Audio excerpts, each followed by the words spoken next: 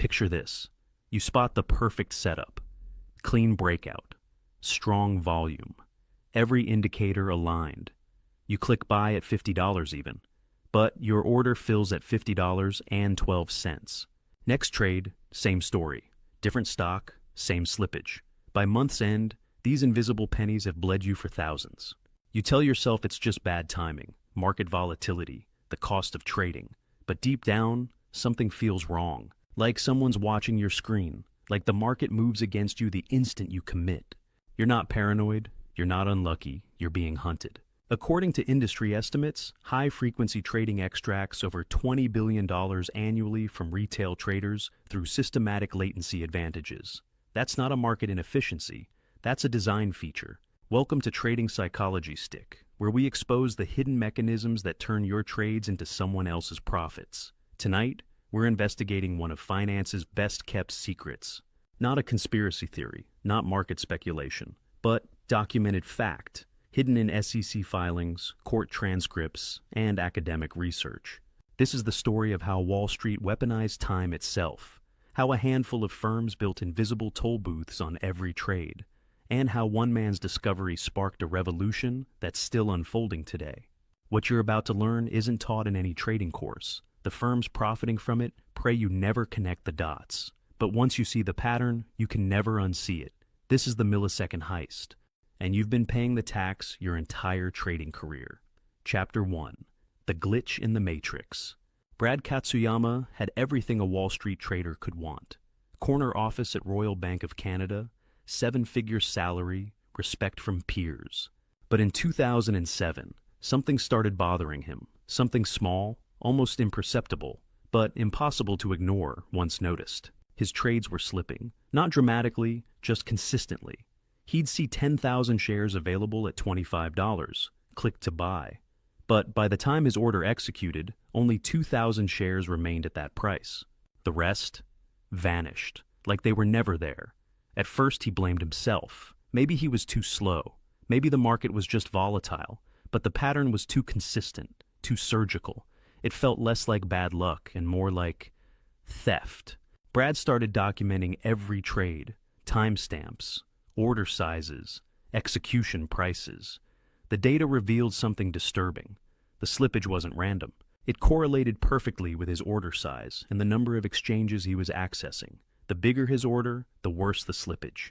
The more venues involved, the more prices disappeared. He wasn't alone. Traders across Wall Street were experiencing the same phenomenon, but most dismissed it as market noise, the cost of doing business in electronic markets. Brad couldn't let it go. His engineering background demanded an explanation. Markets don't just break in perfect patterns. He assembled a team, programmers, data analysts, market structure experts. Together, they began dissecting every millisecond of their trades. What they found changed everything they thought they knew about modern markets. The stock market wasn't one place.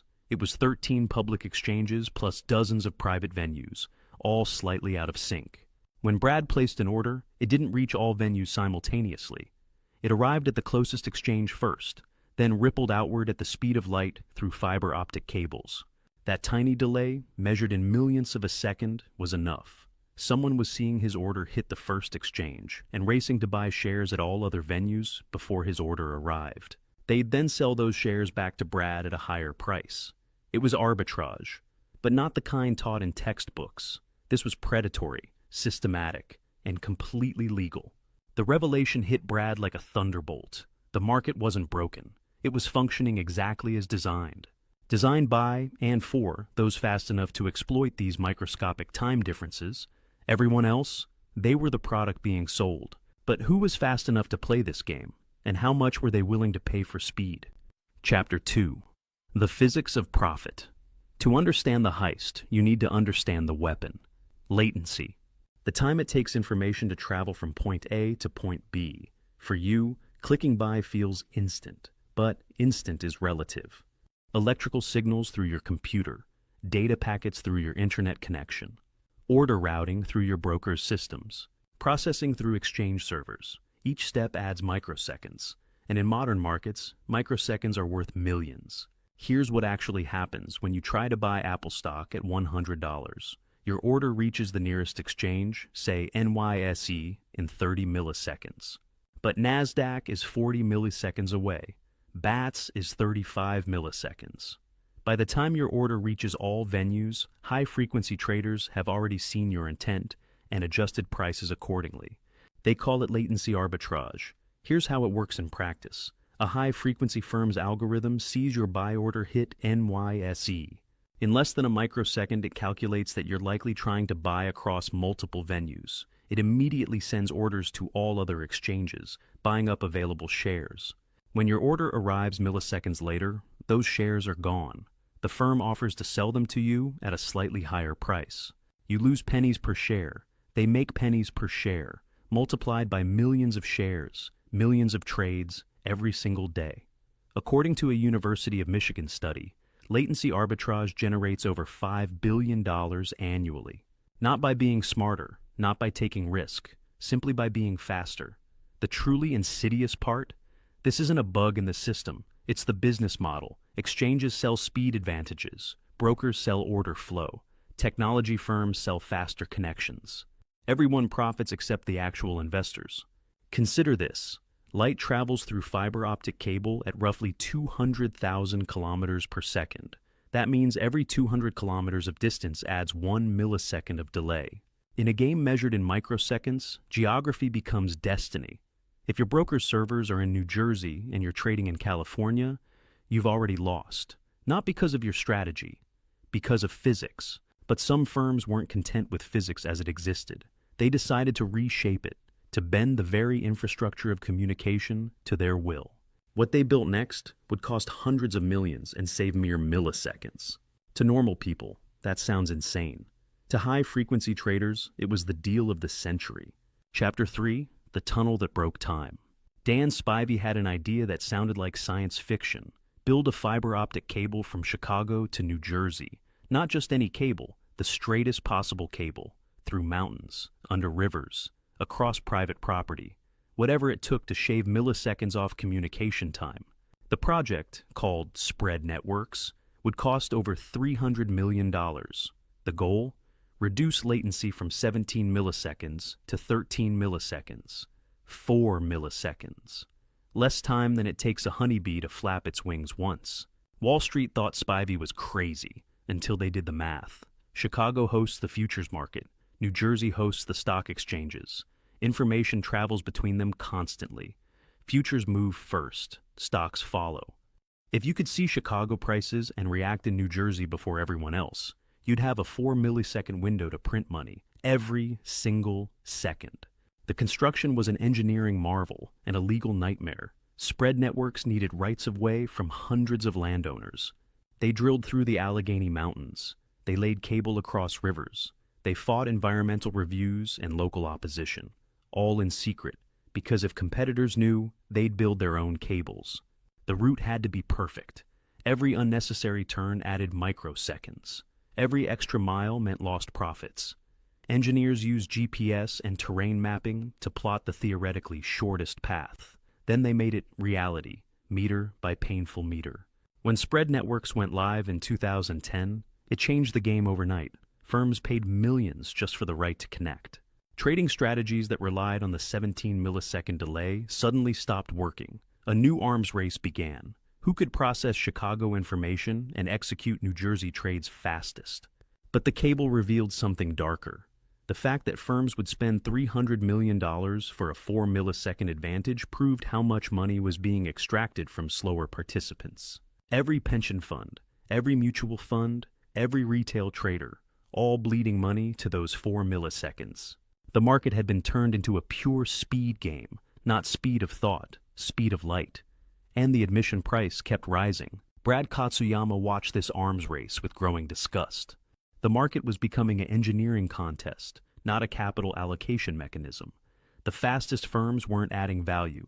They were extracting it, parasites optimized down to the microsecond. But the cable was just physical infrastructure. The real weapons were algorithmic, and their most powerful practitioner was about to make a fatal mistake. Chapter 4. The Algorithm Uprising. Sergei Aleynikov was a programming genius. At Goldman Sachs, he built systems that turned market data into profit with supernatural efficiency. His code could analyze millions of price changes, detect patterns invisible to humans, and execute trades faster than conscious thought. In 2009, he received an offer he couldn't refuse. A startup promised to triple his salary, better work-life balance, more interesting technical challenges. On his last day at Goldman, Sergey did what programmers often do. He copied some code to his personal email, code he'd written, code he wanted to reference at his new job. 8 days later, FBI agents arrested him at Newark Airport. The charges were theft of trade secrets. Goldman Sachs claimed the code was worth hundreds of millions. Prosecutors painted Sergey as a dangerous thief who'd stolen the keys to the financial kingdom. But during the trial, something extraordinary slipped out. An FBI agent testified that Goldman's code could be used to manipulate markets in unfair ways. The prosecutor quickly clarified that Goldman itself would never do such a thing. But the damage was done. The public had heard the truth. The algorithms making billions for Wall Street were, by the government's own admission, capable of unfair manipulation. Think about the implications. Every day these algorithms execute millions of trades. They see order flow before it happens. They detect patterns in human behavior. They exploit infrastructure advantages. And they're so powerful that their mere theft warranted federal prosecution. Sergey spent a year in federal prison. His real crime? Taking code that Goldman used daily to extract profits from market inefficiencies they helped create. The irony was staggering, like arresting someone for stealing tools that were themselves used for theft. The case revealed high-frequency trading's darkest secret. It wasn't just about speed. It was about seeing the matrix of the market, about algorithms sophisticated enough to predict human behavior and trade against it, about systems so complex that regulators couldn't understand them, let alone control them. These weren't tools for price discovery. They were weapons for price manipulation, designed to create the illusion of liquidity while extracting maximum profit from genuine orders. Your orders. But algorithms were just one piece of the puzzle. The real money required something else. Darkness. Chapter 5. Swimming in dark pools. Imagine a stock exchange where prices aren't displayed, where orders are invisible, where buyers and sellers trade in complete darkness. Sounds like a recipe for manipulation, right? Welcome to dark pools. Originally, dark pools served a legitimate purpose. If a pension fund needed to buy 10 million shares, advertising that intention would move the market against them. Dark pools let large institutions trade privately, protecting them from predatory traders. But darkness corrupts, and absolute darkness corrupts absolutely. By 2012, over 40% of stock trades happened in dark pools. Nearly half the market, hidden from public view. What started as protection for institutions became a hunting ground for predators. Here's how the game worked. Your broker receives your order to buy Microsoft at $60. Instead of sending it to a public exchange, they route it to their own dark pool. There, your order might match against the broker's own inventory, or against a high-frequency trader who pays for special access. You never know what price you could have gotten elsewhere. You never know who's on the other side. Some dark pools went further. They gave high-frequency traders special order types unavailable to regular participants. These exotic orders could detect incoming trades and react before execution. Like playing poker where certain players can peek at your cards before betting. Barclays' dark pool, one of the largest, was caught lying to clients. Marketing materials promised protection from predatory traders. In reality, they were inviting those very predators in and giving them advantages. The SEC fined Barclays $70 million, a slap on the wrist for a crime that generated billions. The real victims were investors who thought darkness meant safety, mutual funds trying to buy stocks for retirement accounts, pension funds managing teacher savings, all routed into black boxes where the rules were hidden and the game was rigged. Brad Katsuyama's team discovered their orders were being systematically disadvantaged in dark pools, sent in at one price, filled at another. Always worse, never better. The pattern was too consistent to be chance. Dark pools had become the perfect crime scene. No witnesses, no transparency, no accountability. Just an endless flow of orders being quietly robbed, penny by penny, in the darkness. But Brad had seen enough. If the system was designed to steal, he'd designed something different, something radical, something fair. Chapter 6. The Psychology of the Hunt. Every predator studies its prey. In the Serengeti, lions learn the patterns of zebra herds. On Wall Street, algorithms learn the patterns of human traders. And you, with your hopes and fears and cognitive biases, are the easiest prey of all. High-frequency trading isn't just about speed. It's about psychology, about understanding how humans react to price movements and exploiting those reactions. This is where your channel's expertise becomes crucial, because the real edge isn't in the technology. It's in the manipulation. Consider a common scenario. You see a stock breaking out. Volume surges. Price pushes through resistance. Every instinct screams, buy. So you do. Instantly, the volume disappears. The price reverses. You're trapped. What happened? You fell for an algorithmic illusion called momentum ignition. Here's how it works. An algorithm detects low liquidity in a stock. It starts buying aggressively, creating the appearance of a breakout. Chart patterns form. Technical indicators trigger. Retail traders see the opportunity and pile in. The moment enough real orders enter, the algorithm reverses. It sells into the buying it created, profiting from the artificial move. The volume was fake. The breakout was fake. But your losses are real. Or consider spoofing. An algorithm places large orders just outside the current price, creating the illusion of support or resistance. Traders see these levels and adjust their strategies accordingly. But the moment anyone tries to trade against them, the orders vanish, like ghosts that exist only to manipulate perception. These aren't glitches, they're features, designed by teams of programmers and psychologists working together to map human behavioral patterns. They know you fear losses more than you value gains. They know you chase momentum. They know you trust visual patterns. And they've coded all of it into machines that never sleep, never tire, and never feel mercy. The most insidious part? These practices blur the line between legal and illegal so effectively that enforcement becomes nearly impossible. Spoofing is technically illegal, but proving intent in a system executing millions of trades per second? Good luck. You're not competing against other traders anymore. You're competing against algorithms designed to exploit the very cognitive patterns that make you human.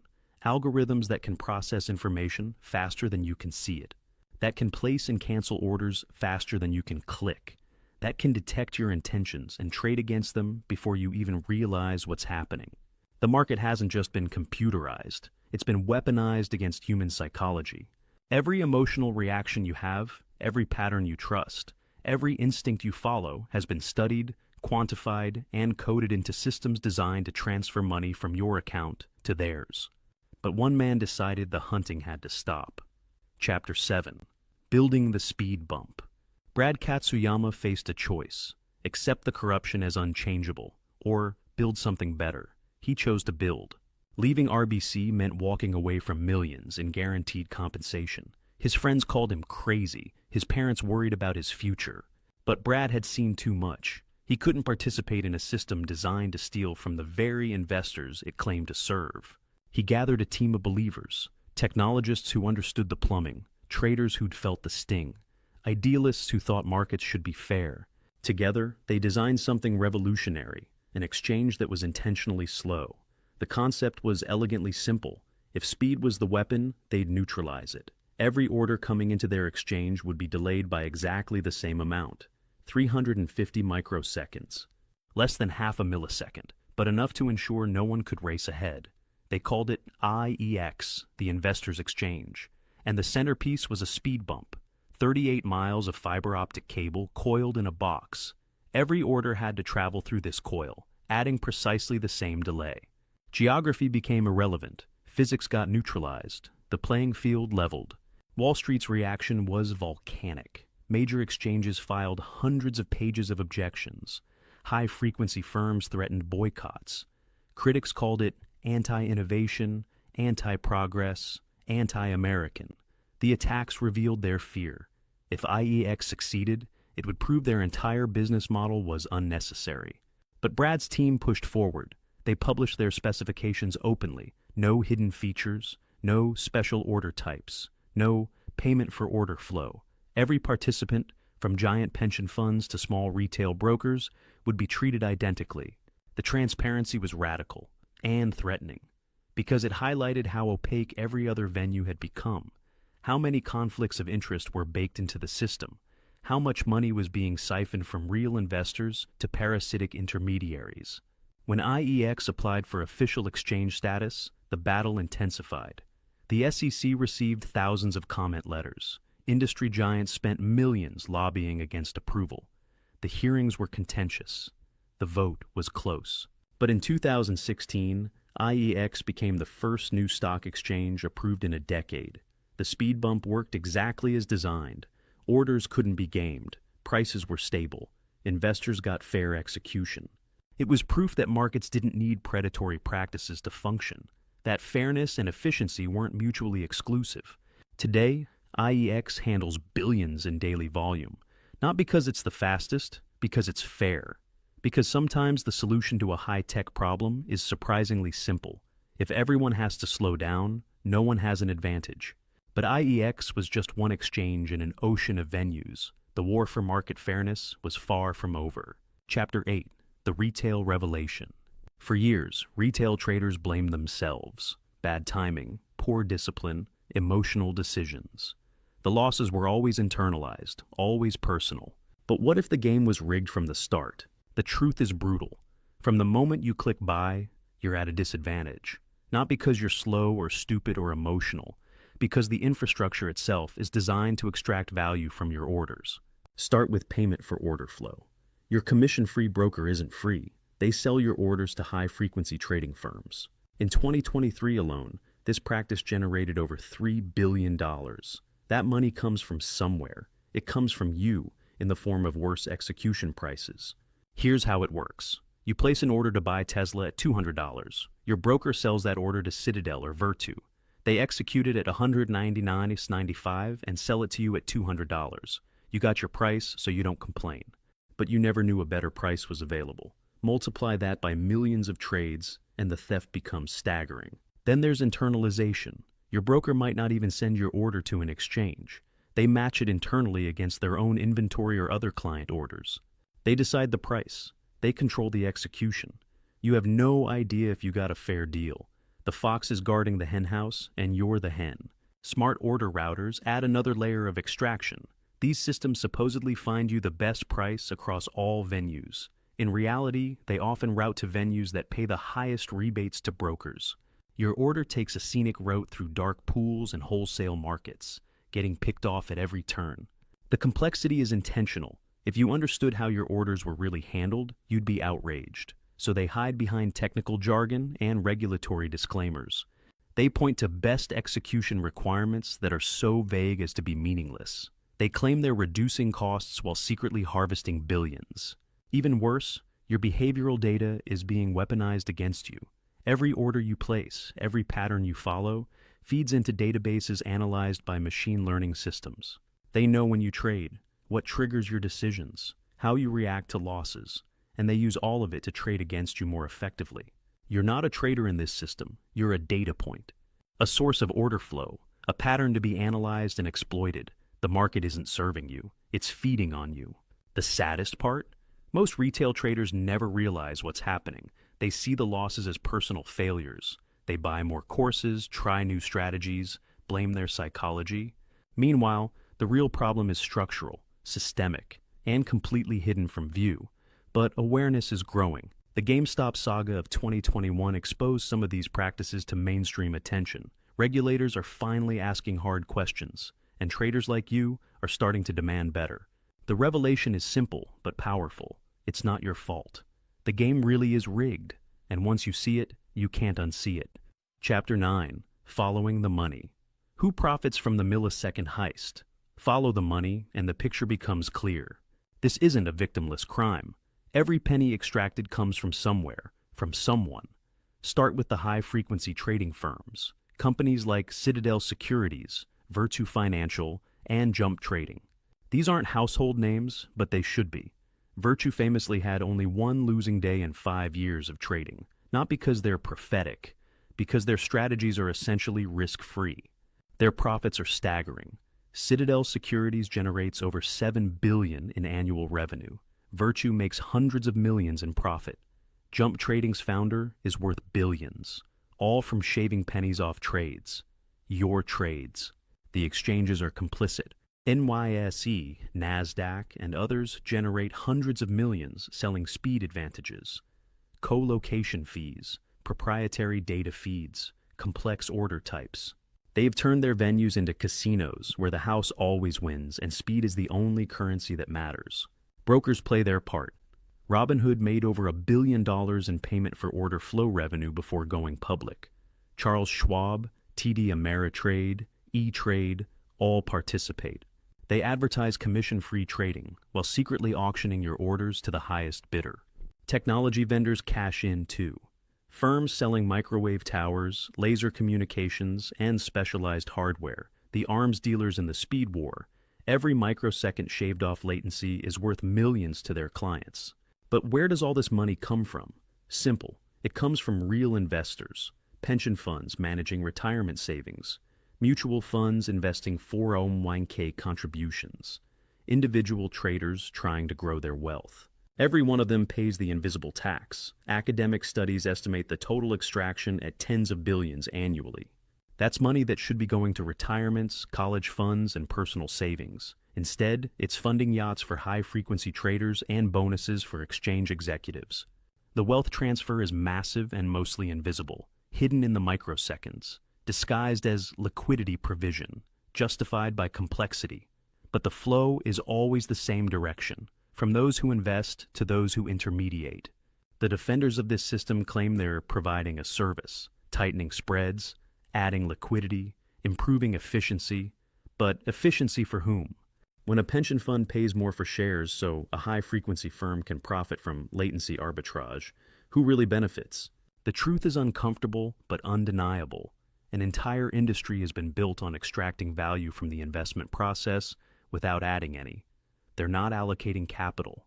They're not discovering prices. They're not financing innovation. They're just very sophisticated middlemen, taking a cut from every transaction, and the cut keeps growing. As technology advances, as strategies evolve, as new venues emerge, the opportunities for extraction multiply. Unless something changes, the heist will only get bigger. But change requires awareness, and awareness starts with you. Chapter 10, The Awakening Giants. For years, the regulatory system seemed hopelessly captured. The SEC, FINRA, CFTC, acronyms that promised protection but delivered theater. But something fundamental is shifting. The giants are finally waking up. The GameStop saga of 2021 was the earthquake that shook them awake. When retail traders coordinated to squeeze short sellers, only to have brokers shut down buying, the manipulation became too obvious to ignore. Congressional hearings followed. Public outrage exploded. For the first time, payment for order flow became headline news. The aftermath revealed cracks in the fortress. SEC Chair Gary Gensler, himself a former Goldman Sachs partner, began questioning practices his predecessors accepted. Payment for order flow, he noted, is already banned in Canada, the UK, and Australia. Their markets function fine. Why should American investors accept less protection? International pressure is mounting. The European Union's MiFID II regulations brought unprecedented transparency requirements. Singapore tightened rules on dark pools. Even China cracked down on high-frequency manipulation. The U.S. market, once the gold standard, now looks like the Wild West by comparison. The fines are getting real, not the slap-on-wrist theater of the past, but penalties that actually hurt. Citadel paid $700 million for misleading clients. Robinhood faced billion-dollar lawsuits. The cost of corruption is rising, and that changes behavior. Technology is democratizing detection. Academic researchers now use machine learning to identify manipulation patterns. Retail traders share suspicious activity on social media. Whistleblowers leak internal documents. The darkness that enabled theft for decades is being pierced by thousands of small lights. New voices are entering the conversation. Young regulators who grew up with technology, politicians who understand algorithms, journalists who can explain complex fraud in simple terms. The old guard's monopoly on narrative is breaking. Even more encouraging, the industry itself is fracturing. IEX proved that fair markets are viable. Other exchanges are experimenting with auction mechanisms that reduce speed advantages. Some brokers are abandoning payment for order flow voluntarily, using transparency as a competitive advantage. The data is becoming undeniable. Study after study quantifies the extraction. MIT researchers documented billions in latency arbitrage. Federal Reserve economists exposed the true cost of fragmentation. The evidence mountain grows too high to ignore. But the real change is cultural. The acceptance is ending. Retail traders no longer blame themselves for systematic disadvantages. Institutional investors question why they pay for liquidity that vanishes when needed. The social license to steal is being revoked. Yes, the system remains tilted. Yes, the thieves still profit. But for the first time in decades, the trajectory points toward justice. The cops might have been asleep, but they're stirring. The question is whether they'll wake up fast enough. Change doesn't happen overnight, but it's happening. In committee rooms where new rules are drafted. In courtrooms where precedents are set. In boardrooms where compliance officers finally have power. In trading rooms where fairness becomes profitable.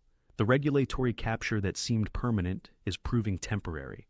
Because every system, no matter how corrupt, eventually faces its reckoning, and that reckoning has begun.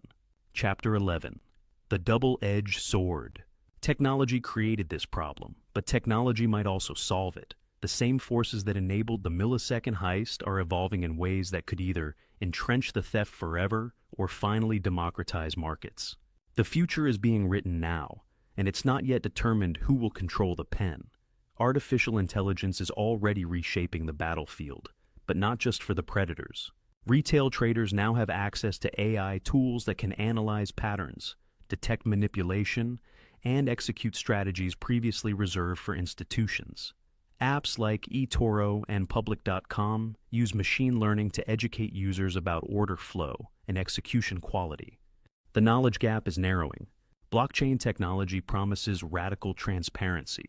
Imagine a market where every trade is recorded immutably, where order flow can't be hidden, where payment for order flow would be visible to all. Several startups are building decentralized exchanges that could eliminate the middleman entirely. No more dark pools, no more hidden fees, just buyers meeting sellers directly. Even quantum computing, terrifying as it sounds, could level the playing field. When quantum computers become commercially available, they won't just be for Wall Street giants. Cloud-based quantum computing could give retail traders computational power that today costs millions. The speed advantage might become irrelevant when everyone can process at quantum speeds. The real game changer might be collective intelligence. Reddit's Wall Street bets proved that coordinated retail traders can move markets. But imagine that coordination enhanced by AI, informed by shared data, protected by encryption. Thousands of small traders sharing information in real time could match the pattern recognition of any algorithm. Open source is joining the fight. Developers are creating free tools that detect spoofing, analyze order flow, and identify manipulation. What once required million-dollar systems can now run on a laptop. The weapons of the heist are being democratized and turned against their creators.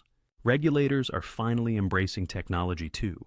The SEC is building systems that can analyze millions of trades for manipulation patterns, machine learning models that can detect spoofing in real time, surveillance that operates at the speed of the crime.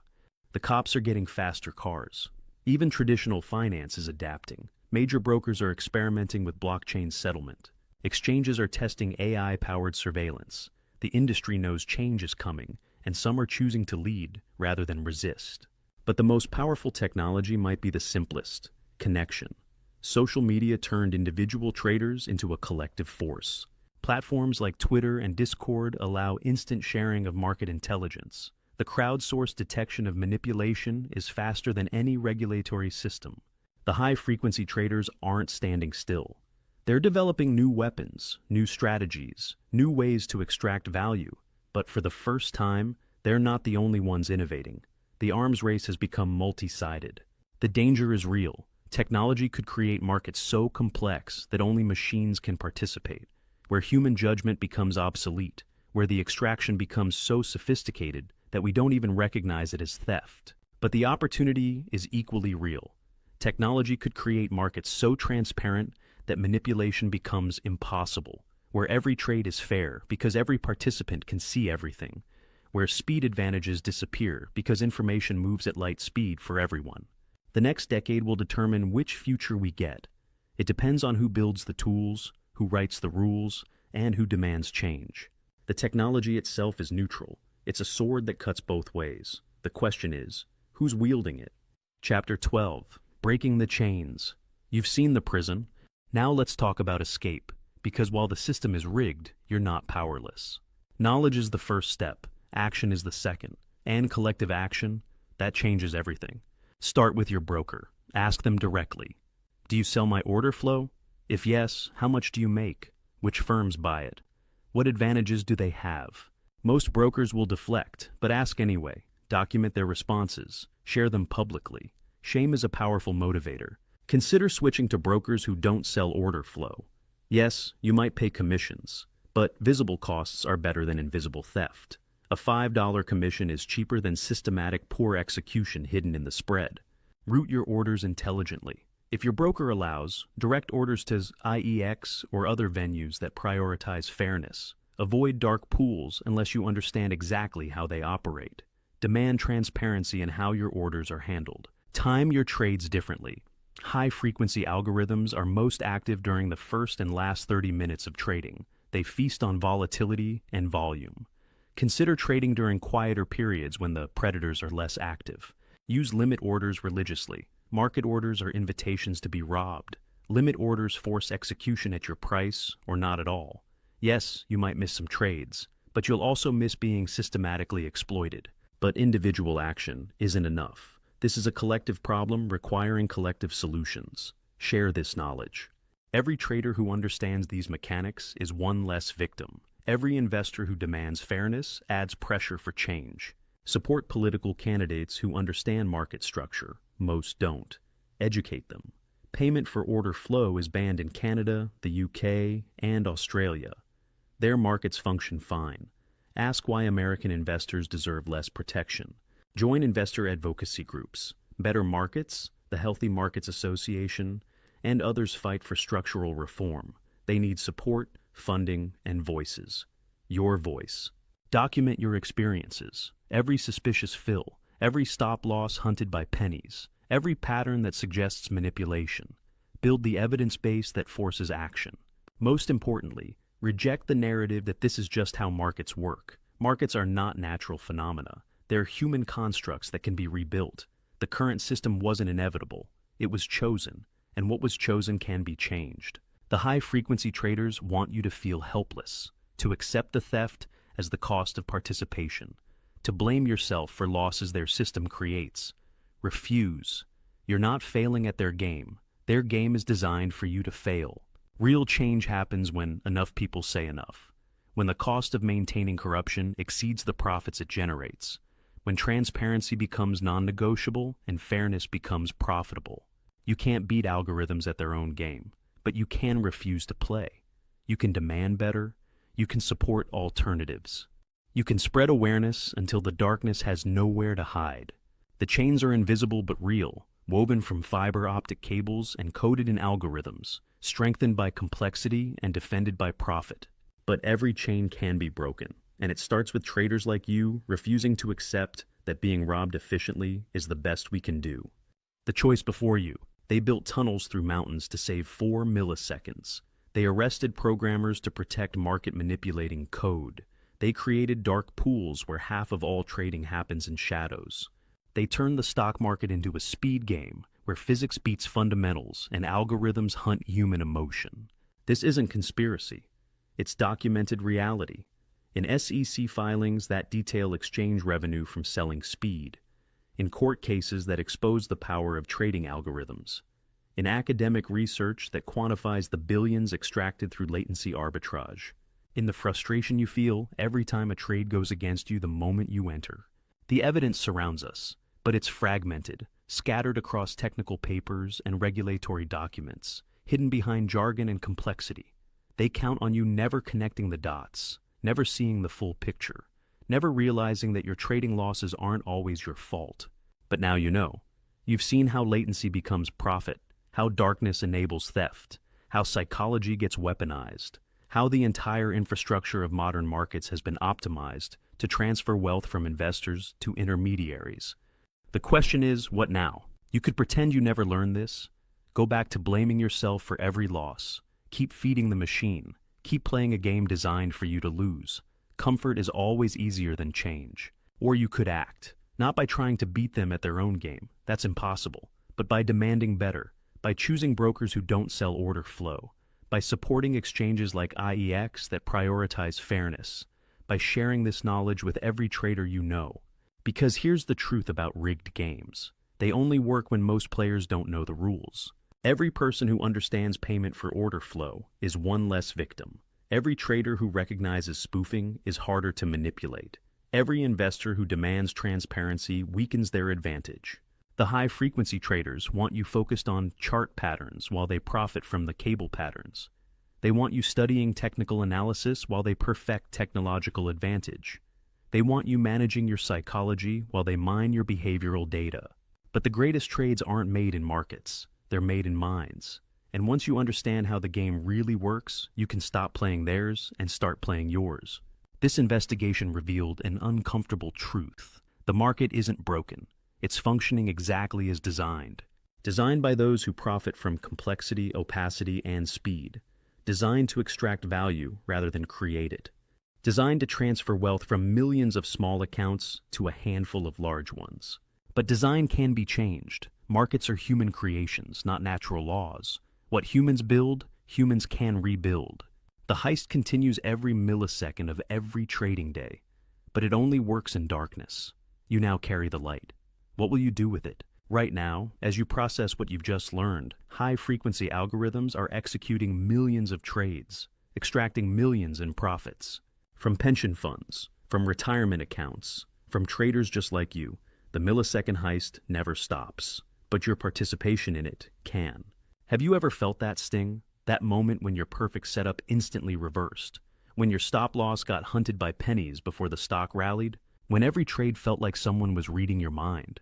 You weren't imagining it. You were experiencing the system working exactly as designed. Designed to harvest your orders, decode your patterns, and profit from your reactions. If this resonates, if you've felt this frustration, type exposed in the comments. Not for algorithm engagement, but as a declaration that you see the game, that you refuse to be silent prey, that you're ready for markets that serve investors, not exploit them. This isn't about becoming a better trader. It's about demanding a better market, one where speed doesn't trump fairness, where darkness doesn't enable theft, where technology serves price discovery, not price manipulation.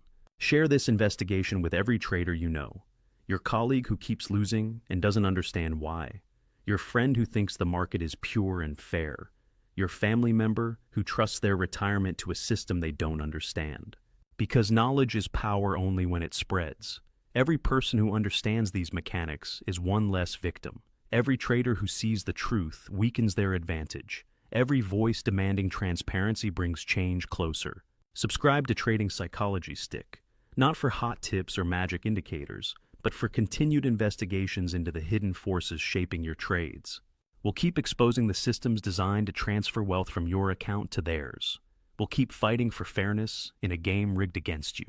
The market's predators evolved in darkness. They profit from complexity. They depend on your ignorance. But evolution works both ways, and an informed trader is a dangerous trader. You now know about the tunnels and the algorithms, the dark pools and the speed games, the psychological warfare and the systematic theft. You can't unknow it. The question is what you'll do with it. Will you keep playing their game, or will you help build a better one? The next millisecond starts now, and for the first time, you're trading with your eyes wide open. Welcome to the resistance. Have you ever felt like the market is messing with you on purpose? Like every time you buy, it's as if someone saw your entry and reversed the trend instantly. You might think you lack skill. You might blame your system, your psychology, or even the market itself. But the truth is, you've been looking in the wrong place. You're staring at price, the surface of the market.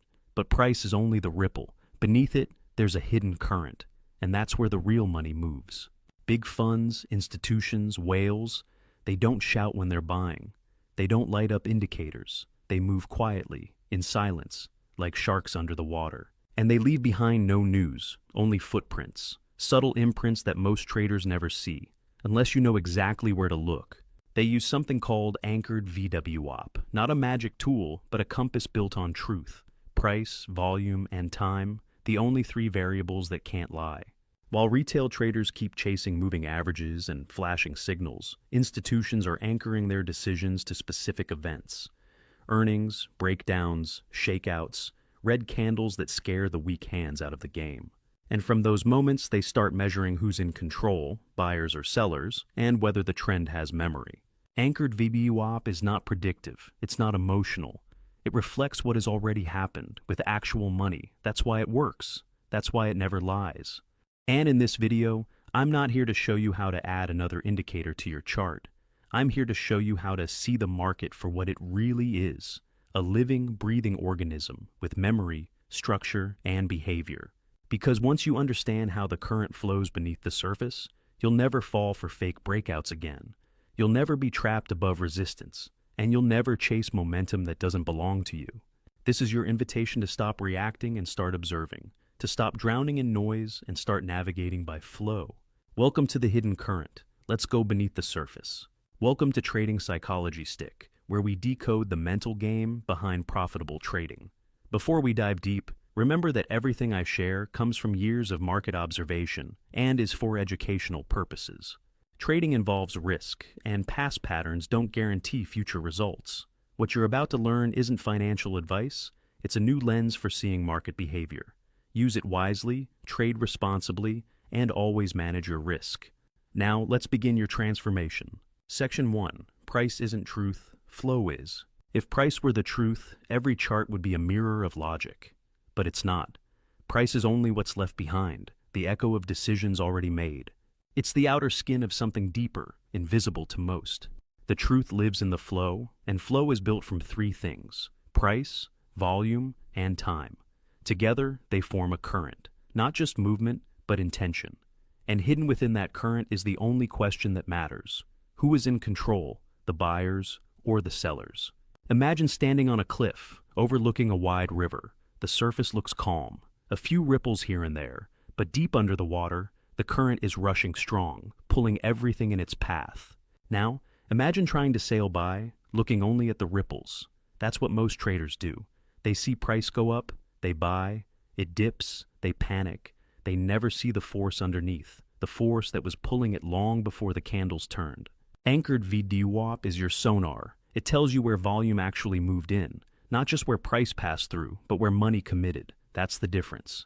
Price touches every level, but anchored VWAP reveals where buyers meant it. Take the example of a breakout. You see a clean resistance line, price crosses it, Twitter lights up. Everyone screams, breakout confirmed. You buy, it reverses, you lose, again. But if you had plotted the AVWAP from the last earnings gap, the real point of institutional interest, you would have seen that price never truly broke through the zone where real money anchored. That fakeout wasn't random, it was structural, it was built into the flow.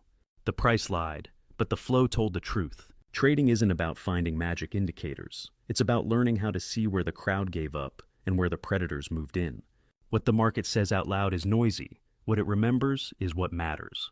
Anchored VWAP, when placed at the right moment, turns a chaotic chart into a battlefield map. You stop seeing squiggly lines, you start seeing footprints. So, let me ask you this. When was the last time you anchored your perspective? Are you reacting to price or are you reading intention? Because the game doesn't reward followers, it rewards those who understand flow.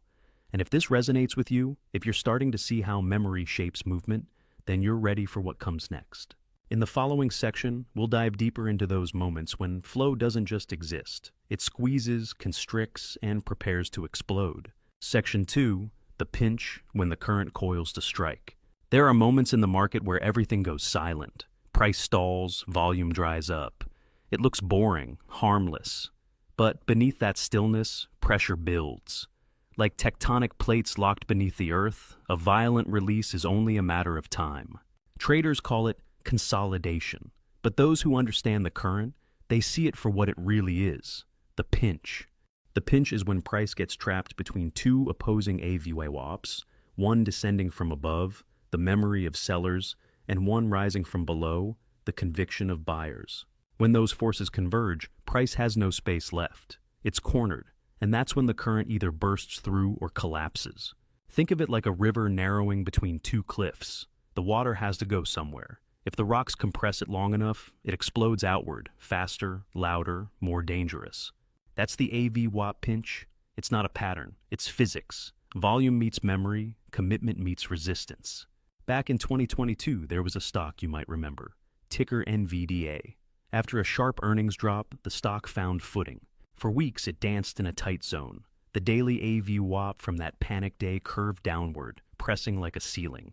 At the same time, a new set of buyers had begun to step in, anchoring their belief to the most recent swing low. Their AV-WAP climbed upward, quietly. For 2 weeks, price got squeezed in between. Most traders lost interest. Sideways, they called it. Choppy. But one morning, volume surged. The candle sliced through both anchored lines. The breakout was real, not because of the candle, but because both sides had already committed. The tension had snapped. That's the beauty of the pinch. It's not a breakout you chase. It's a decision you anticipate. When AV-WAPs compress, you're not looking at lines. You're looking at opposing ideologies, fear versus conviction, memory versus momentum, and you're not trying to predict, you're listening. The market doesn't move from randomness. It moves from imbalance. AV-WAP helps you locate where balance is holding and where it's about to break. And if you want to trade like a predator, not prey, you wait for that moment, that build-up, that silent tension. Have you ever watched a stock go sideways and walked away, only to return hours later to see a massive move just triggered? Next time, don't walk away. Anchor your vision. Plot the VB-WAPs. Watch them narrow. And when the space between them gets tight enough to suffocate, be ready. Because the current doesn't always show when it's flowing. Sometimes it holds its breath. And when it exhales, that's when you strike. Speaking of strikes, in the next section, we'll explore how institutions intentionally create these moments and pass the torch between each other without the crowd ever noticing. Section 3, the handoff, how smart money transfers power in silence. Imagine 2 swimmers in a relay race. One finishes their leg, reaches out, and without a single word, hands the baton to the next. No crowd sees the moment. No commentator announces it. But everything changes because the power to move forward has just been passed. In the market, this moment is called the handoff. And it doesn't happen on the news. It doesn't show up in headlines. It happens quietly through anchored VB-WAP. Smart money doesn't exit all at once. They don't dump their shares like retail traders in a panic. They hand off. They disguise their exits as consolidations, pullbacks, minor pauses. And while the retail crowd thinks nothing is happening, someone else, often just as powerful, is stepping in. You can't see it on price alone, but if you anchor VB-WAP to key events, you'll notice something extraordinary. One AV-WAP flattens or declines, while another one slowly begins to rise. This transition is subtle, but it's everything. Take Apple in 2020. After a strong rally, it entered a range. The original AV-WAP from the breakout point began to flatten. Volume tapered. Most thought it was the end of the trend. But behind the scenes, funds were rotating. The big buyers who rode the wave were handing off to a new wave, longer-term holders. How do we know? Because when you anchored the VB-WAP from the prior high and compared it to the one starting from the consolidation base, something rare appeared. They crossed like baton hands in a relay. The declining VB-WAP told you the first wave was done. The rising new anchor revealed the new driver. The story was changing, not by price, but by flow. Volume by itself is just noise. But anchored volume, volume tied to a meaningful event in time, that's memory, that's commitment. That's where the handoff happens. You'll start to notice this pattern, a strong trend, followed by a VB-WAP from the top that begins to decline. Then, a base forms. A new anchor, placed at the bottom of the pullback, starts to rise. Slowly, the 2 lines dance, sometimes kissing, sometimes bouncing apart. And then, with no warning, price accelerates again. It's not the same buyers, it's the new ones, fully loaded, taking control. The power has shifted. Are you still chasing momentum, or are you positioning with the next wave of control? Because the traders who thrive aren't just reactive, they're relational. They don't just see price, they see transitions. They see flow handing off power, and they step in where others hesitate. And while most handoffs are hidden, there's one place where they become brutally obvious. After panic. That's where we're headed next. Section 4. The blood pool when fear makes smart money hungry. Every trader remembers their first panic. The flush, the red candles, the disbelief. It feels like the floor just vanished beneath your feet. And in that moment, logic disappears. Charts don't matter. News is irrelevant. There's only one instinct left: run. But while the crowd is running, someone else is feeding. Welcome to the blood pool, the zone of maximum fear and maximum opportunity.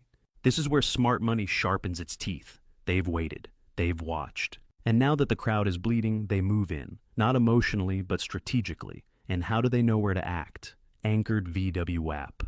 In panic moments, price doesn't just fall, it shatters memory. It breaks every support retail traders believed in. But professionals don't see support the same way. They anchor to the panic candle itself, the exact moment when the crowd capitulated.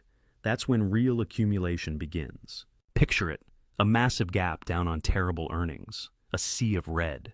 Volume explodes. Everyone screams, sell everything. But a day later, price stabilizes. Then it bounces, slowly, almost awkwardly. Retail traders assume it's a dead cat. But if you anchor the VWAP to the low of that panic day, something magical happens. Price respects it like gravity. It dips close and bounces. It tests it and holds. Why? Because those who bought at that panic low weren't guessing. They were waiting. They wanted liquidity. And panic is the only time the crowd is generous enough to give it. March 2020's COVID crash, global chaos, the S&P tanks. Everyone is terrified.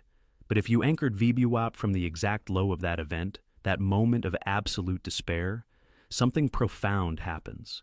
Months later, as the market begins to recover, every pullback finds its footing near that anchored level. Why? Because that's where the big bets were placed. That's where money committed while everyone else ran away. That is the blood pool, and those who dare to step in during maximum pain often ride the biggest waves after. VWAP isn't just a tool. It's a mirror of human emotion, frozen in time. Anchoring to a panic candle is like marking the graveyard, and then watching which ghosts come back to life. Once you know where fear climaxed, you can track the healing. You'll see volume return, structure rebuild, conviction form. That's when a dead cat becomes a true reversal. So, next time you feel panic, remember this. Don't look away. Anchor. Ask yourself, where did the world give up and who stepped in? Because that spot, that precise moment, is where future trends are born. And speaking of future trends, in the next section, we'll dive into the psychology behind those recoveries and reveal exactly when the masses regain belief and when smart money begins their silent exit. Section 5, the confidence curve, when belief returns and profits disappear. The market has a strange relationship with confidence. At first, it punishes those who dare to believe. Then, when the pain reaches its peak and courage is most scarce, it rewards the few who act. But as belief returns, it begins to punish again. Not with losses at first, but with a trap, late conviction. And if you know how to read the anchored VWAP, you'll see that confidence has a curve, and profit doesn't live at the top. After a panic, price stabilizes. It forms a base. Smart money anchors VWAP to the low, watching how it behaves. Slowly, it begins to rise. Pullbacks get shallower, volume increases, not euphoric, but focused. The crowd stays cautious, still traumatized. This is where the professionals are building. But then, price breaks out, and belief floods in. Suddenly, everyone is confident again. Social media lights up. Indicators turn bullish. Price accelerates. Candles stack green. And here's where most retail traders enter, right at the peak of the confidence curve. But if you anchor your VWAP to the panic low, you'll notice something uncomfortable. The further price stretches above that VWAP, the more unstable the move becomes.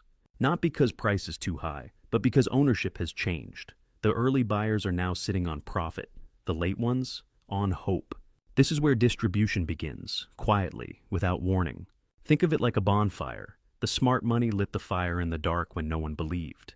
They tended the flames, they gathered wood while others froze. But now that the fire is big and warm, everyone shows up. They circle around, they bring marshmallows.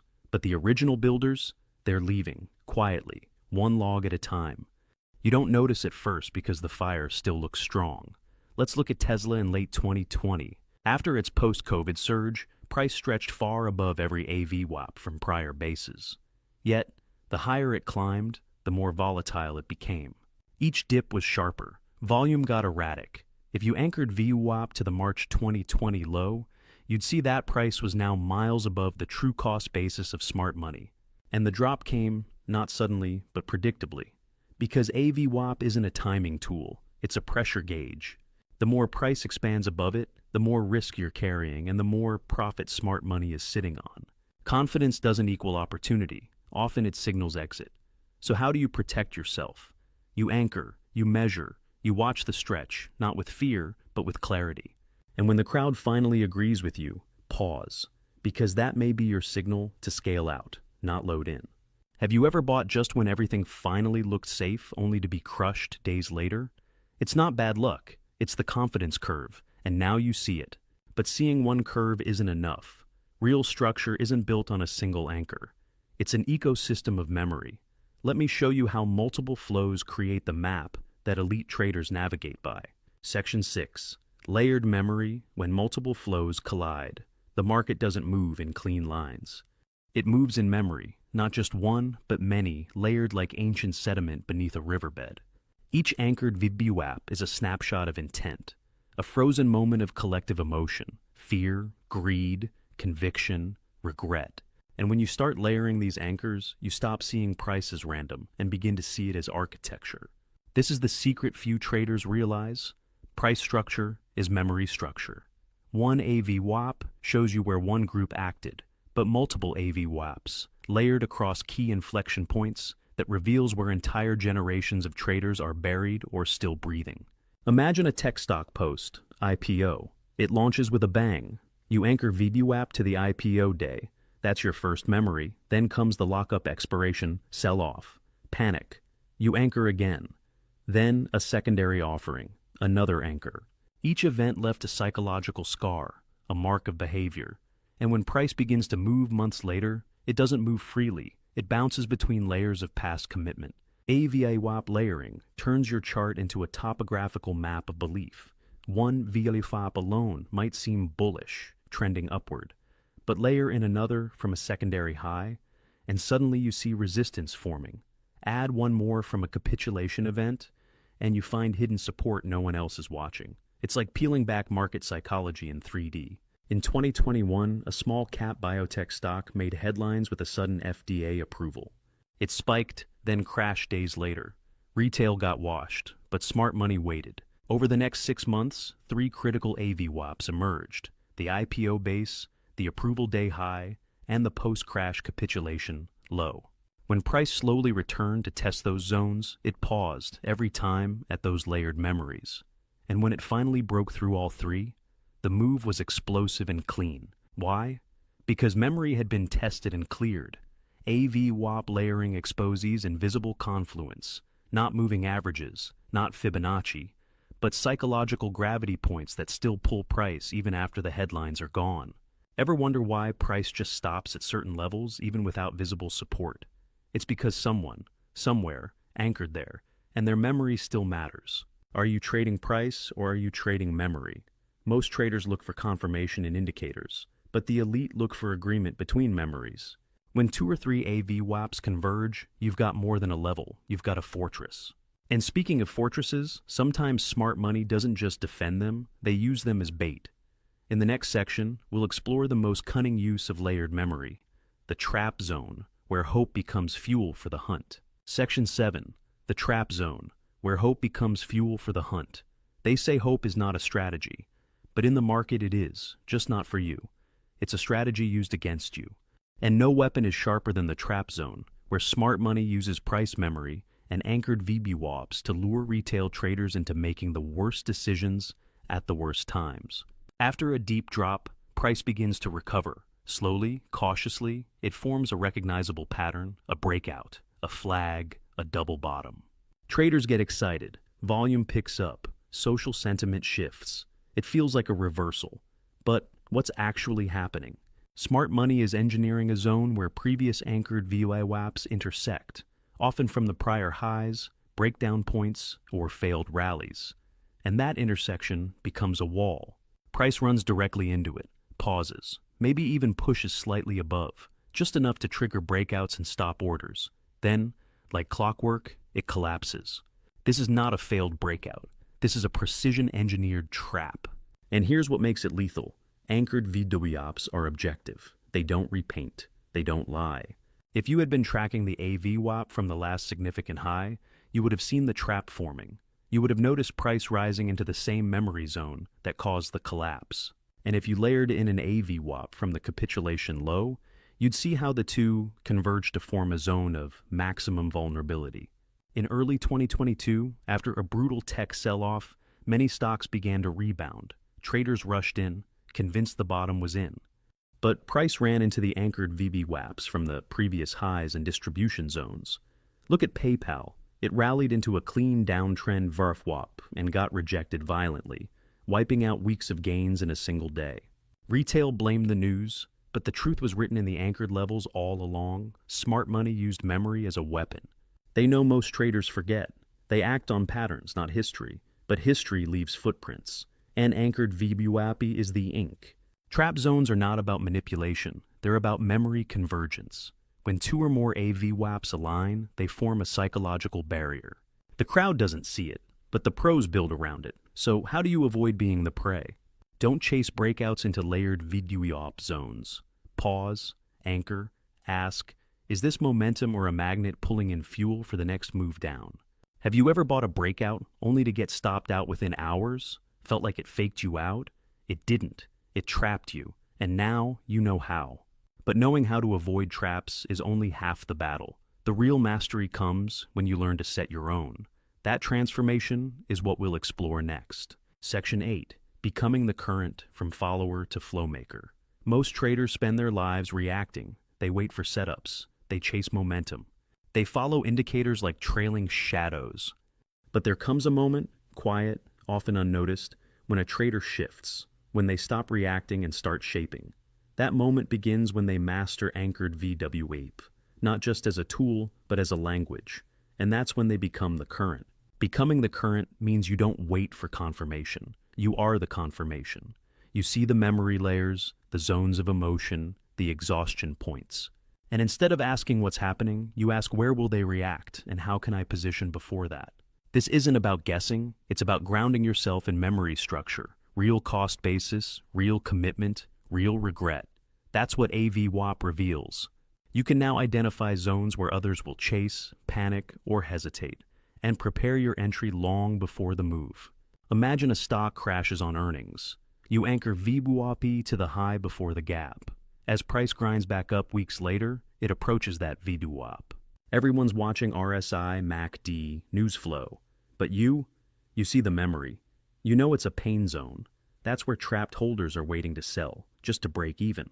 Price hesitates, and you short. It taps the level and rolls over. That's not luck. That's current making.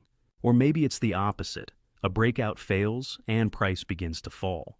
You anchor VWAP to the breakdown candle. Weeks later, price dips back into that zone. Volume dries up. Retail assumes it's dead. But you see the test, the smart money retest of the flush zone. You go long quietly. No FOMO, no fear, just flow. AVWAP doesn't give signals. It gives structure, and structure builds conviction. Most traders look for setups. Flow makers look for memory. They anchor. They wait. They act when alignment appears, not from one level, but from the convergence of emotion, commitment, and opportunity. Think of yourself like a deep sea diver. Others ride waves on the surface, whipped around by headlines and hype. But you've learned to drop beneath the chop, into the stillness of the current. You see what others miss. You breathe slower. You act cleaner. And when the tide shifts, you're already positioned with full lungs and calm eyes. You've stopped chasing. You've started shaping. But mastery doesn't stop at seeing memory. It accelerates when you combine memory with geometry. Because in the next section, we'll stitch AVWAP into the very fabric of market structure itself. Section 9. Stitching memory into structure. The invisible geometry of smart money. At first glance, trading seems like chaos. Price zigzags, patterns break, news disrupts.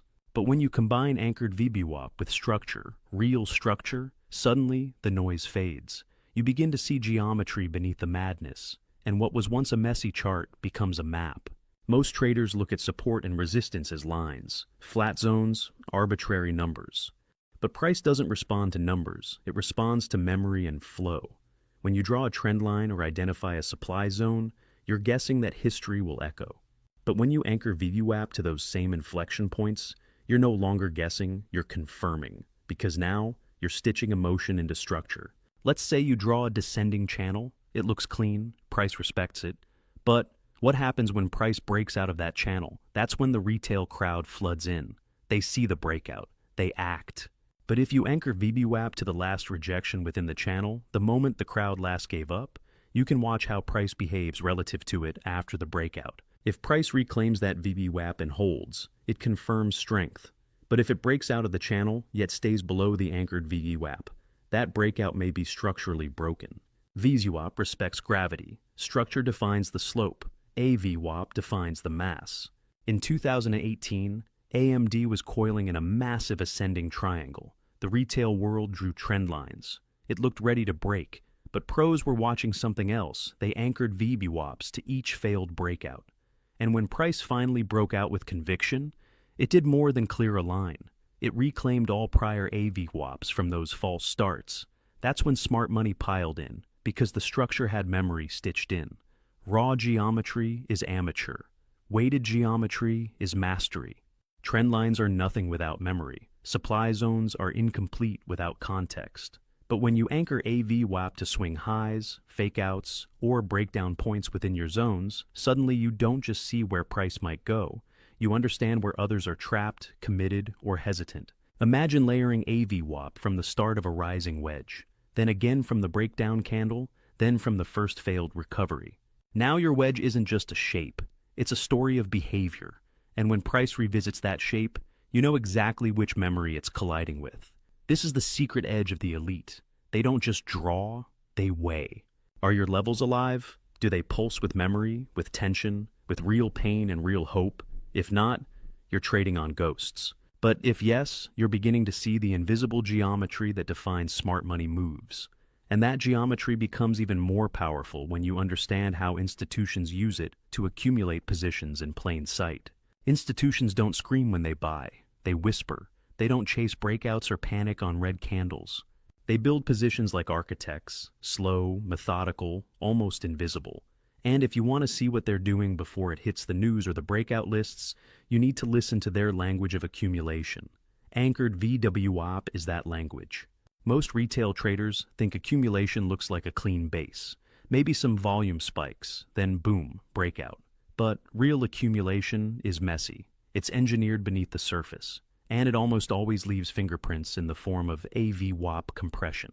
Institutions don't buy all at once. They layer in, they anchor, they measure reaction, then they re-anchor.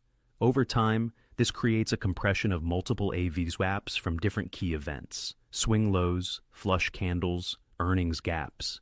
When price keeps coiling within that compression zone, without violating those anchored levels, it's like pressure building inside a submarine, quiet, controlled, dangerous. And then it releases. In 2020, Microsoft was quietly being accumulated during a multi-month sideways range. There was no news, no hype. But if you anchored VWAP to each minor pullback, you'd notice something strange. Price was respecting those levels, retesting them, but never breaking them. AVWAPs were compressing tighter and tighter, forming a spine of stability, while volume subtly shifted from weak hands to strong. Then one day, the release. Clean breakout, smooth volume expansion, and most traders called it a surprise move. But it wasn't. It was a quiet war, already won weeks before by those who read the memory flow. When AVWAPs from multiple pullbacks begin to align and hold, you're not looking at indecision, you're looking at institutional orchestration. This changes everything. You stop buying because it feels right. You start entering when evidence stacks. And you stop fearing drawdowns because you know where memory lives and who's defending it. Institutions build like coral reefs, slowly, layer by layer, beneath the surface. Most can't see it until it's grown massive. But AVWAP lets you dive deep. It shows you where each foundation was laid, where belief hardened, and where real support lives, not just technical, but emotional, financial, strategic. When you see compression, you don't ask, is this going to move? You ask, how much longer will they hide it? Because the moment compression turns into expansion, the game changes. And those who anchored early are already miles ahead. Now that you can spot accumulation in its quiet phase, you need one more skill. staying clear when the market burns. Because volatility isn't your enemy when you have anchored clarity. When the market burns, most traders panic. Candles stretch like lightning bolts. Wicks slicing both ways. Fear spreads like gasoline. Twitter explodes. News anchors scream. And yet, a few remain calm, focused, almost eerily still. These are the traders who use anchored VWAP, like a firefighter uses thermal vision, seeing clearly through the smoke. Because in high volatility, indicators lag, emotions spike, price becomes noise, but memory holds. Anchored VWAP becomes your emotional compass. In a flash crash, moving averages collapse. RSI oversells. Bollinger Bands explode. But none of those tools were designed for context. They react, not reflect. But when you anchor VWAP to the last major pivot, say, the breakout candle or the last earnings surge, you now have a fixed memory of cost basis. And during the chaos, price will return to those memories like a bird flying home through a storm. During a brutal 2-day market sell-off in 2023 triggered by surprise macro news, Tesla dropped nearly 15% in 36 hours. Panic. But anchored VWAP from the February low, a moment of prior strength, held the fall like a net.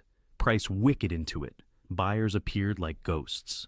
And in the hours that followed, while social media screamed collapse, anchored traders saw stability in memory. Tesla rebounded 8% the next day. That's not magic. That's anchored clarity.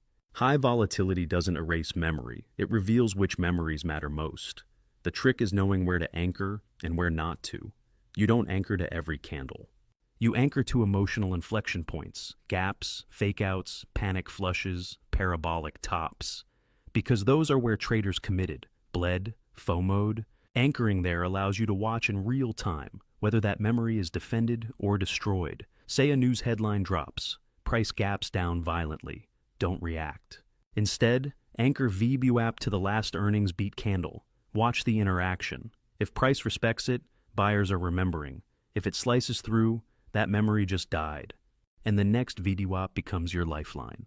When you master this, you stop being the one screaming in panic. You become the one composed in chaos. You trade less, but cleaner. You hold when others dump. You buy when others beg for safety. Because anchored VWAP isn't just a trading tool. It's a psychological framework, a way to think when your mind wants to run. In your worst trades, did you have a memory reference, or were you drifting? From now on, every trade you take must be rooted in anchored memory. But having the tool isn't enough. You need a system, a playbook that turns insight into instinct. Section 12. Building your VWAP playbook, the blueprint of your edge. Most traders wander. They collect strategies like souvenirs, follow gurus like shadows, and trade like tourists, always reacting, never rooted. But the traders who last, the ones who thrive year after year, they don't trade from memory. They trade from a playbook, a personal system that reflects not just their method, but their mind. Anchored VWAP is the spine of that system. VWAP isn't a one-size-fits-all signal. It's a framework, a tool that adapts to you, your risk profile, your time frame, your emotional patterns. It doesn't tell you what to do. It tells you where memory is active. What you do with that memory, that becomes your edge. Step 1. Know your identity. Are you a swing trader who thrives on structure, a scalper who craves volatility, a trend follower who needs flow confirmation? Anchored VWAP can flex to fit each, but only if you're honest about who you are. Step 2. Define your anchors. Your playbook should include 3 to 5 core anchors you always monitor. VWAP from previous highs and lows. VWAP from earnings or macro events. VWAP from breakdown or breakout candles. VWAP from gap zones or failed moves. These become your memory map. Step 3. Assign context. VWAPs are meaningless without story. Was that swing low a panic flush or a quiet reversal? Was that breakout candle on real volume or just end-of-day noise? Your playbook should teach you to ask before you act. Step 4. Build reactions. What will you do when price touches an anchored VWAP? Fade it, follow it, wait for confirmation. Your edge isn't in seeing the level. It's in what you consistently do at that level. Your rules become reflexes. Your reflexes become protection. Sophia, a part-time swing trader, built her VWAP playbook over 6 months. She only trades tickers where AVWAP from last earnings and the recent flush low converge within 2%. When price enters that zone, she watches for exhaustion or reversal signs. If she sees one, she sizes in. If not, she walks away. That simple filter turned her 42% win rate into 65%. Not because she became smarter, but because her system filtered the noise. Your playbook must be alive, updated weekly, reviewed monthly, and brutally honest. AVWAP becomes the objective mirror for your subjective chaos. Most trading mistakes aren't from lack of strategy, but from lack of structure under stress. Anchored VWAP gives you that structure. Your playbook turns it into discipline. What would change if, instead of waking up each day wondering, what should I trade, you opened your playbook and already knew the zones, the rules, the setups that matched your psychology? You wouldn't just trade better, you'd feel safer, sharper, stronger. And when you combine that personal system with multi-time frame alignment, your edge doesn't just grow, it compounds. Section 13, Time Fusion Stacking AVWAPs. Across multiple dimensions, most traders see time as linear. Past leads to present leads to future. They lock into a single chart, the 1 hour, the daily, the weekly, and expect it to whisper secrets. But what if the real edge isn't on one chart, but in the overlap? The intersection where memory aligns across time frames. This is what the elite traders call confluence. And anchored VWAP makes that invisible alignment visible. Each time frame holds a different emotional truth. A 5-minute chart captures impulse. A daily chart reveals conviction. A weekly chart maps institutional memory. When these truths stack, power compounds. When AVWAPs from different time frames converge near the same price, something is brewing, because now multiple tribes, scalpers, swing traders, funds are watching the same gravitational point. Say you're watching a stock that just reclaimed the daily AVWAP from its earnings gap. Nice. Now, zoom out. You anchor VWAP from the all-time high on the weekly, and it lands just above your daily reclaim. Now go intraday, you anchor the 15-minute AVWAP from the most recent flush, and it's also pointing to that same zone. Now you have a cluster. This isn't random, it's time fusion, a rare zone where memory, emotion, and liquidity converge. And when price approaches this zone, you don't need to guess. You prepare, you anticipate, you anchor your psychology. In early 2021, Nvidia was coiling near all-time highs. Retail was unsure, macro was noisy, but smart traders anchored VWAP from 3 points. The March 2020, COVID low on the weekly, the last day failed breakout on the daily, the intraday earnings spike on the 15-minute. All three pointed to the same $580 to $585 zone. Price dipped into that range. Buyers appeared, momentum built, then liftoff. But the move wasn't luck. It was multi-time frame memory alignment. When AVWAPs from multiple dimensions point to the same price, you're standing at the intersection of consensus and conviction. That's where big moves begin. This doesn't just improve entries, it calibrates confidence.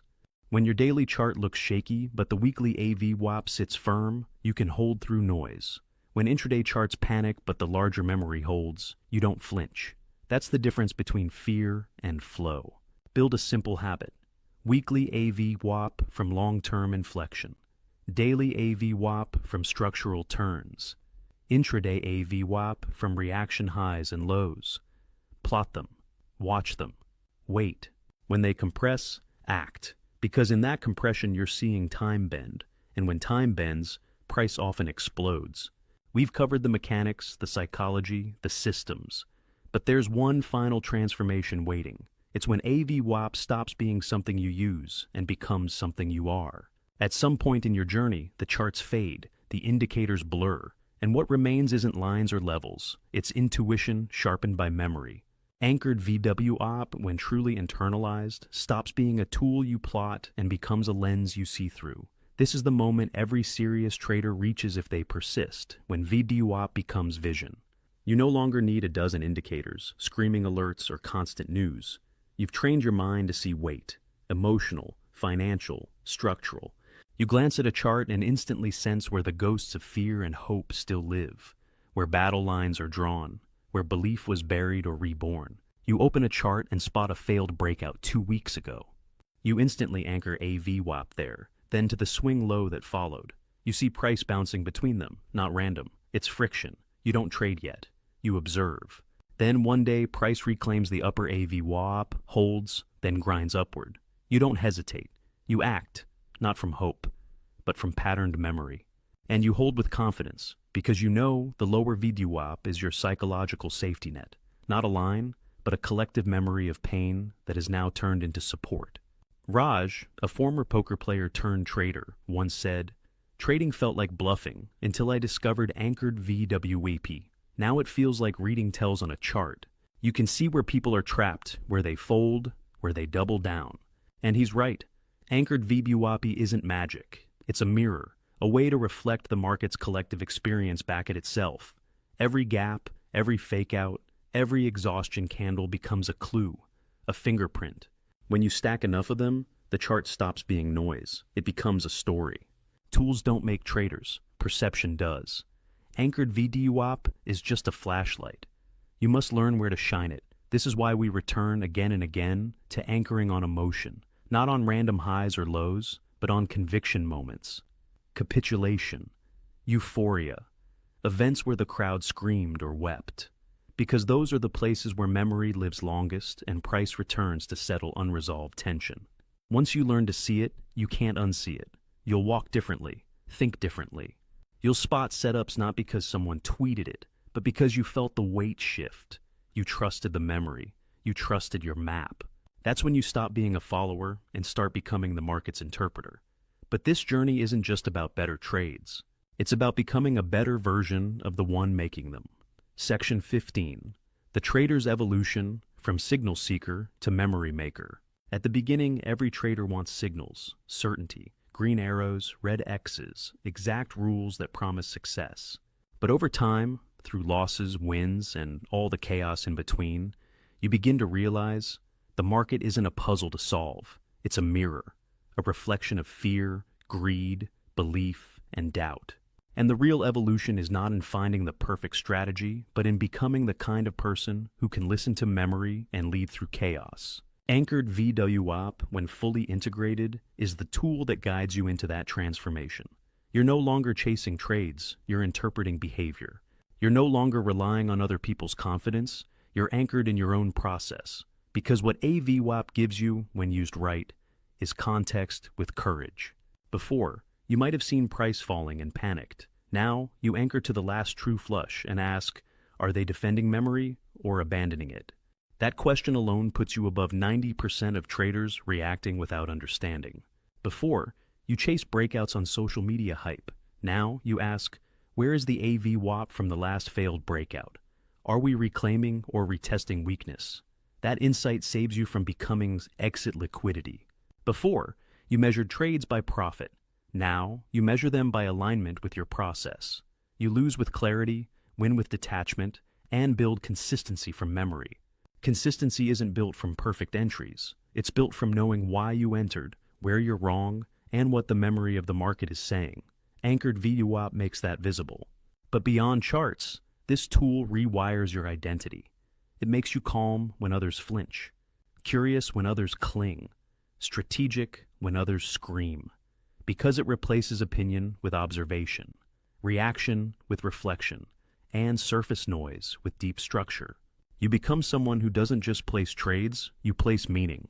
Trading with anchored VWAP is like navigating the ocean with sonar. You don't sail blindly anymore. You sense the depth beneath you, where wreckage hides, where treasure lies, where creatures move in silence.